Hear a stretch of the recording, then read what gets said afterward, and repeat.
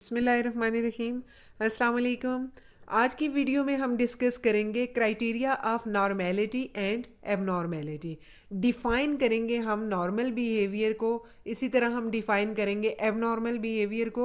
और उसके अलावा इस वीडियो में, आज की वीडियो में हम डिस्कस करेंगे हर वो एस्पेक्ट जो कि डिफ्रेंशिएट करता है नॉर्मल बिहेवियर को एबनॉर्मल बिहेवियर से। अगर ह्यूमन बिहेवियर की बात की जाए तो ह्यूमन बिहेवियर चाहे वो वर्बल हो या नॉन वर्बल हो, उसको दो तरह से इंटरप्रेट किया जाता है। जब भी आप सोशल इंटरेक्शन में जाते हो तो लोग हमारे बिहेवियर को दो तरह से इंटरप्रेट करते हैं। या तो हमारे बिहेवियर को इंटरप्रेट किया जाता है एज नॉर्मल बिहेवियर, या फिर वो एबनॉर्मल कंसिडर होता है। नॉर्मल या एबनॉर्मल। अब नॉर्मल बिहेवियर क्या होता है? Any behaviour that is socially acceptable, जिसको लोग एक्सेप्ट कर रहे हैं, जिसको सोसाइटी एक्सेप्ट कर रही होती है, वो हमारा नॉर्मल बिहेवियर होता है। And abnormal behaviour is any behaviour that deviates this normal behaviour, because एब means away from.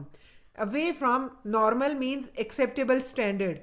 So any behavior that deviates the normality, जो कि accepted standard को के against जा रहा है, उसको deviate कर रहा है, उसके according नहीं जा रहा, वो behavior consider होता है abnormal behavior. So it means that when we are going to define the abnormal behavior, we must know what is normal behavior, क्योंकि abnormality means deviation from normal behavior. तो हमें जब तक normal behavior की definition नहीं पता होगी, हमें ये नहीं पता होगा कि normal behavior क्या होता है, तब तक हम abnormality को define कर ही नहीं सकते. So discuss करते हैं सबसे पहले what is normality. Normality is defined as those behaviors and those actions that are usual. वो बिहेवियर जो यूजुअल होते हैं, कॉमन होते हैं, जो प्रिडिक्टेबल होते हैं with in the specific culture, specific individual, specific social group के दरमियान जो कॉमन बिहेवियर्स होते हैं, जो प्रिडिक्टेबल बिहेवियर्स होते हैं, उनको नॉर्मल बिहेवियर कंसिडर किया जाता है. So all those behaviours that are functional, that are adaptive and that are socially acceptable, वो बिहेवियर जो सोशली एक्सेप्टेबल होंगे, वो बिहेवियर जो फंक्शनल होंगे, वो बिहेवियर जो कल्चर के अकॉर्डिंग होंगे, एडेप्टिव होंगे, उनको उस स्पेसिफिक कल्चर के अंदर नॉर्मल बिहेवियर ही कंसिडर किया जाता है. अब इस बिहेवियर का फ़ायदा क्या होता है, इसका एडवांटेज क्या है? These behaviours allows us to function efficiently. हम सक्सेसफुली अपनी सारी डिमांड्स को, डेली लाइफ की डिमांड्स को फुलफ़िल कर रहे होते हैं. हम अपनी जो हमारा रोल है वो प्ले कर रहे होते हैं. हम प्रोडक्टिव होते हैं. हम अपने सराउंडिंग में, अपने एनवायरनमेंट में एडजस्टमेंट कर सकते हैं.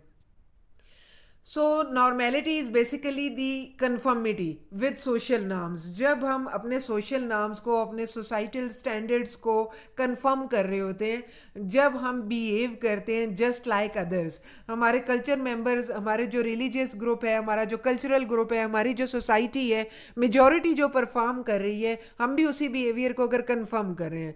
If the individual shows conformity with his cultural norms, social norms, religious norms, then his behavior is considered as normal. ठीक है. It is the ability to adjust to the surroundings. जब आप adjustment show करते हो अपने surroundings के साथ, अपने एनवायरनमेंट के साथ, जब इंडिविजुअल अपने इमोशंस को कंट्रोल कर सकता है, जब अपने इमोशंस को ईजीली मैनेज कर सकता है, और it is the ability to be productive. जब आप सोसाइटी के लिए एक एफिशिएंट मेंबर बनते हो, एक प्रोडक्टिव मेंबर बनते हो अपने कल्चर के, अपने सोशल ग्रुप के, और जब आप बहुत अच्छी तरह अपना टास्क परफॉर्म कर रहे होते हो, या आप जब हेल्दी रिलेशनशिप्स बना सकते हो. If the individual is able to build healthy relationship that are satisfactory or that are at least acceptable relationship form कर सकता है individual, then his or her behavior is considered as normal behaviour. I hope कि आपको clear हो चुका होगा कि normality क्या होती है. Now what is abnormality?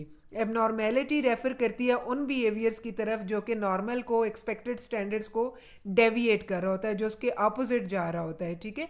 Those behaviours that are dysfunctional, that are uncommon and that are socially unacceptable. All of these behaviors are considered as abnormal behavior.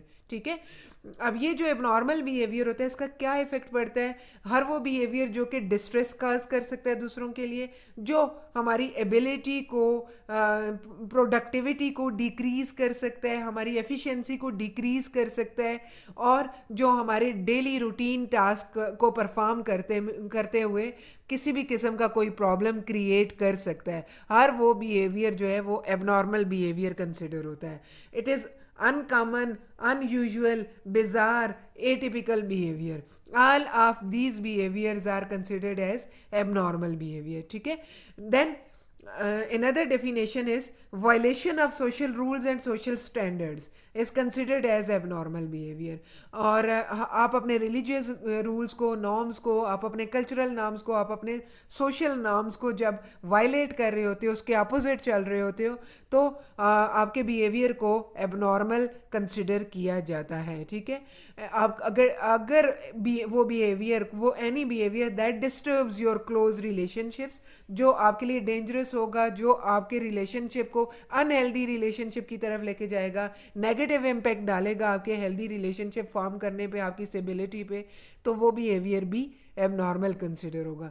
Diagnostic and statistical manual of mental disorders का जो 5th addition publish हुआ, उसके according abnormality को define करने का criteria क्या है? Those behaviours that violate social norms को जो वायलेट कर रहा होता है वो behaviour, that is rare, that is maladaptive in any given environment, in any given culture, or that causes the distress. Distress किस चीज़ में काज कर रहा होता है? इन पर्सनस डेली लाइफ. आपकी डेली लाइफ की फंक्शनिंग में कोई भी डिस्ट्रेस क्रिएट कर रहा है, तो इन बिहेवियर्स को, इस बिहेवियर को एबनॉर्मल बिहेवियर कंसिडर किया जाता है अकॉर्डिंग टू DSM-5. अब बात कर लेते हैं जनाब डिफरेंसेस की. What are the differences between normality and abnormality? मैंने कहा था, आपको स्टार्ट में बताया था, हम डिफरेंट एस्पेक्ट्स को डिस्कस करेंगे जिसके अकॉर्डिंग हम नॉर्मेलिटी को डिफ्रेंशिएट करेंगे एबनॉर्मेलिटी से. तो फर्स्ट एस्पेक्ट है जिसके अकॉर्डिंग हम डिफ्रेंशिएट कर सकते हैं, statistics. According to statistical definition, any behaviour that is on average, if your scores are average or your scores are close to average, then your behavior is considered as normal behavior. अच्छा, आप average का मतलब है कि आप mean पे चल रहे हो, आप मेजॉरिटी जो परफॉर्म कर रही है आप भी वही परफॉर्म कर रहे हो. Close to average means that within average, आप एवरेज से थोड़ा सा ऊपर, थोड़ा सा नीचे, थोड़ा सा डेविएट कर लिया आपने स्कोर को. फॉर एग्जांपल, स्टेटिस्टिकल डेफिनेशन के अकॉर्डिंग अगर आप 1 स्टैंडर्ड डेविएशन बिलो मीन चलते हो या 1 स्टैंडर्ड डेविएशन अबव मीन चलते हो, तो आपका बिहेवियर नॉर्मल कंसिडर होता है. लेकिन वो बिहेवियर जो बहुत ज़्यादा फार अवे होता है, that is far from the average, mean को बहुत ज़्यादा डेविएट कर रहा होता है, उस बिहेवियर को एबनॉर्मल कंसिडर किया जाता है. अगर आपके स्कोर्स जो हैं वो एवरेज पे नहीं जाते, मेजॉरिटी के अकॉर्डिंग नहीं जाते, इन आइदर एक्सट्रीम जा रहे हैं, या बहुत बिलो जा रहे हैं, बिलो एवरेज, या बहुत ज़्यादा अबव एवरेज आपका स्कोर जा रहा है, तो आपका बिहेवियर जो है एबनॉर्मल बिहेवियर कंसिडर किया जाएगा. Scores that fall between 2 and 3 standard deviation away from mean. Away from means mean आपका below average जा रहा है या above average जा रहा है, 2 standard deviations or 3 standard deviation, then again this behavior is considered as abnormal according to statistical aspect. Second aspect है social norms. According to this aspect, acceptance of social norms is considered as normal behaviour. आप अपने social norms को, आप अपने cultural norms को, आप अपने society के स्टैंडर्ड्स को, आप अपने रिलीजन के स्टैंडर्ड्स को फुलफिल कर रहे हो, आप उनको कन्फर्मिटी शो कर रहे हो, एक्सेप्टेंस दे रहे हो, अकॉर्डिंगली बिहेव कर रहे हो, तो आपका बिहेवियर जो है वो नॉर्मल बिहेवियर है. लेकिन जैसे ही आप वायलेट करोगे सोशल या कल्चरल नॉर्म्स को, रिलीजियस नॉर्म्स को, violation of these norms is considered as abnormal behaviour. ठीक है, और ये सोशल नॉर्म्स का एस्पेक्ट है जो कि नॉर्मेलिटी और एबनॉर्मेलिटी को डिफ्रेंशिएट करता है according to acceptance and violation of social norms. Third aspect is daily functioning. According to this aspect normality क्या होती है? It is the ability to cope with daily life stressors. आपके पास अगर हेल्दी कोपिंग स्किल्स हैं, healthy coping techniques आप use कर सकते हो। If the individual is able to apply healthy coping techniques, positive coping use कर सकता है in order to maintain the healthy relationships और in order to work efficiently. आप प्रोडक्टिव होने के लिए, अपने डेली टास्क को परफॉर्म करने के लिए, डेली स्ट्रेसर्स को डील करने के लिए आप हेल्दी कोपिंग स्किल्स यूज़ कर सकते हो, जिससे आपकी डेली फंक्शनिंग पे कोई नेगेटिव इम्पैक्ट नहीं पड़ता। Then your behaviour is normal. और abnormality on the other hand क्या होती है? It is the inability. Inability किस चीज़ की? To use the appropriate coping skills. आप हेल्दी कोपिंग स्किल्स, आप पॉजिटिव कोपिंग स्किल्स यूज़ नहीं कर सकते हो। You are unable to apply the healthy और positive coping techniques to develop your healthy relationships or to work efficiently, then your behavior is considered as abnormal.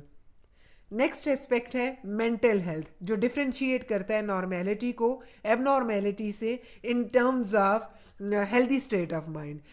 According to this aspect normality is associated with healthy state of mind and most of the times individual shows mental well being.